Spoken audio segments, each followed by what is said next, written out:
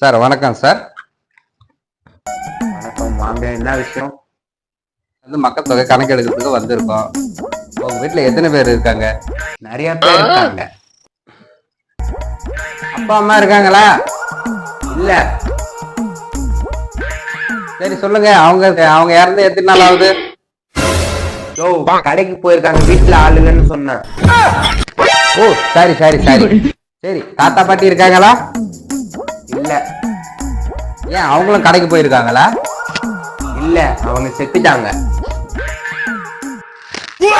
சரி, உனக்கு தம்பியாவது இருக்காங்களா? இல்ல. எங்க கடைக்கு போயிருக்கானா? இல்ல. அவனும் செத்துட்டானா? லூசு, ஸ்கூலுக்கு போயிருக்கான், வீட்டுல இல்ல. அப்ப வேற யார் யார் தான் இருக்காங்க உங்க வீட்டுல? இன்னும் நிறைய பேர் இருக்காங்க.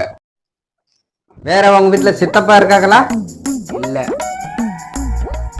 அப்ப அவங்களும் இறந்துட்டாங்களா? ஐத்தியம், கடைக்கு போயிருக்காங்க, வீட்டுல இல்ல.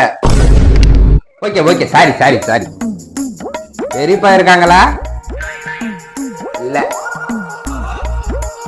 கடைக்கு போயிருக்காங்களா? அப்ப ஊருக்கு எங்கனா போயிருக்காங்களா?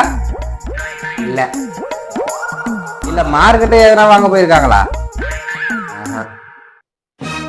அப்ப வேற என்ன, செத்து போயிட்டாங்களா?